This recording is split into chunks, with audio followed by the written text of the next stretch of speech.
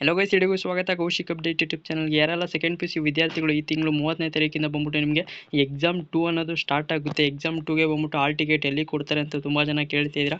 ನಾವು ಆನ್ಲೈನಲ್ಲೇ ನಾವು ಡೌನ್ಲೋಡ್ ಮಾಡ್ಕೋಬೋದಾ, ಇಲ್ಲ ಸ್ಕೂಲಿಗೆ ಹೋಗಿ ಇಸ್ಕೋಬೇಕಂತ ತುಂಬ ಜನ ವಿದ್ಯಾರ್ಥಿಗಳು ಕೇಳ್ತಿದ್ದೀರಾ. ಈ ಒಂದು ವಿಡಿಯೋದಲ್ಲಿ ಎಲ್ಲ ಕ್ಲಿಯರ್ನ ಮಾಡ್ತೀನಿ. ಚಾನಲ್ನ ಹೊಸ್ತಾ ಬಂದರೆ ಚಾನಲ್ನ ಸಬ್ಸ್ಕ್ರೈಬ್ ಮಾಡಿ, ಹಾಗೆ ಮರೆಯದೊಂದು ವಿಡಿಯೋಗೆ ಲೈಕ್ ಮಾಡ್ಕೊಳ್ಳಿ. ಬನ್ನಿ ವಿಡಿಯೋನ ಶುರು ಮಾಡೋಣ. ಸೆಕೆಂಡ್ ಪಿ ಯು ಸಿ ವಿದ್ಯಾರ್ಥಿಗಳು ಬಂದ್ಬಿಟ್ಟು ಇದೇ ತಿಂಗಳು 30ನೇ ತಾರೀಕಿಂದ ಬಂದ್ಬಿಟ್ಟು ನಿಮಗೆ ಎಕ್ಸಾಮ್ 2 ಅನ್ನೋದು ಸ್ಟಾರ್ಟ್ ಆಗುತ್ತೆ. ಇನ್ನೂ ಯಾರೆಲ್ಲ ವಿದ್ಯಾರ್ಥಿಗಳು ಎಕ್ಸಾಮ್ 2ಗೆ ಅಪ್ಲೈನ ಮಾಡಿಲ್ಲ, ಸೊ ನಿನ್ನೆ ಬಂದ್ಬಿಟ್ಟು ನಿಮಗೆ ಲಾಸ್ಟ್ ಡೇಟ್ ಆಗಿರುತ್ತೆ. ನಿಮಗೆ ಇವತ್ತು ಬಂದ್ಬಿಟ್ಟು ನಿಮಗೆ ಯಾವುದೇ ಒಂದು ಎಕ್ಸಾಮ್ 2ಗೆ ಅಪ್ಲೈ ಮಾಡೋಕ್ಕೆ ಲಿಂಕು ಓಪನ್ ಆಗಿದೆ ಆದರೂ ಕೂಡ ನಿಮಗೆ ಆ ಒಂದು ಲಿಂಕು ನಿಮಗೆ ಸರ್ವರ್ ಡೌನ್ ಅಂತ ತೋರಿಸುತ್ತೆ. ಯಾಕಪ್ಪ ಅಂದರೆ ಆಗಲೇ ಕ್ಲೋಸ್ ಆಗಿದೆ. ನಿಮಗೆ ಎಕ್ಸಾಮ್ 2 ಬಂದ್ಬಿಟ್ಟು ನಿನ್ನೆನೇ ಲಾಸ್ಟ್ ಡೇಟ್ ಆಗಿರುತ್ತೆ. ಈಗ ಎಕ್ಸಾಮ್ 2ಗೆ ನಮಗೆ ಹಾಲ್ ಟಿಕೆಟ್ ಎಲ್ಲಿ ಕೊಡ್ತಾರೆ ಬರುವಂಥ ತುಂಬ ಜನ ಕೇಳ್ತಿದ್ದೀರಾ.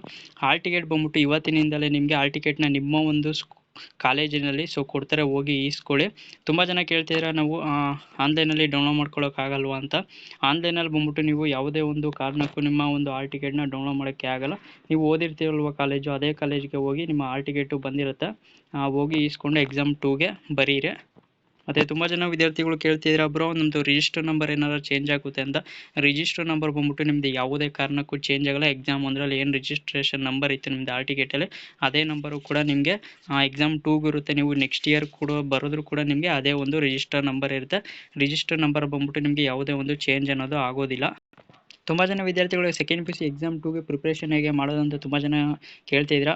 Second P U C exam 1ರಲ್ಲಿ ನೀವು ಹೇಗೆ ಪ್ರಿಪ್ರೇಷನ್ ಆಗಿರೋ ಮಾಡಲ್ ಕ್ವಶನ್ ಪೇಪರ್ ಆಗಿರ್ಬೋದು, ಮತ್ತು ಕ್ವಶನ್ ಬ್ಯಾಂಕ್ ಆಗಿರ್ಬೋದು, ಮತ್ತು ಬ್ಲೂ ಪ್ರಿಂಟ್ಸ್ ಇರ್ತಾವಲ್ವ, ಸೊ ಅದನ್ನೇ ಓದ್ಕೊಂಡು ಮತ್ತು ಎಕ್ಸಾಮ್ 1 ಪೇಪರ್ ಏನು ಬಂದಿದೆ, ನೀವು ಯಾವ ಸಬ್ಜೆಕ್ಟ್ NC ಅಂತ ತೊಗೊಂಡಿದ್ದೀರಾ ಮತ್ತು ಇಂಪ್ರೂವ್ಮೆಂಟ್ಗೆ ಬರೀತೀರಾ ಅಂದ್ಕೊಂಡೆ ಆ ಒಂದು ಸಬ್ಜೆಕ್ಟ್ನ ನೀವು ಓದ್ಕೊಂಡು ಎಕ್ಸಾಮ್ 2ಗೆ ಪ್ರಿಪ್ರೇಷನ್ ಮಾಡಿಕೊಂಡು ಎಕ್ಸಾಮ್ 2ನ ಬರೀಬೋದು.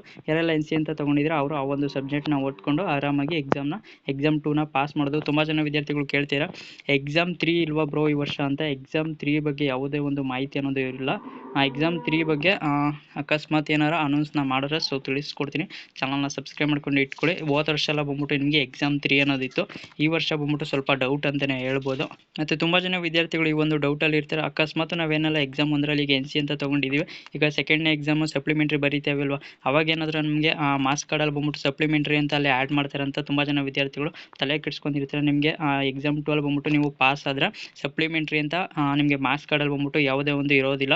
ಸಪ್ಲಿಮೆಂಟ್ರಿ ಅಂತ ಏನೂ ಕೊಡೋದಿಲ್ಲ ನಿಮಗೆ. ಎಕ್ಸಾಮ್ಗೆ ಎಲ್ಲ ವಿದ್ಯಾರ್ಥಿಗಳಿಗೆ ಏನು ಕೊಡ್ತಾರೆ ಅದನ್ನೇ ನಿಮಗೆ ಅಲ್ಲಿ ಮಾರ್ಕ್ಸ್ ಕಾರ್ಡಲ್ಲಿ ಆ್ಯಡ್ ಮಾಡ್ತಾರೆ.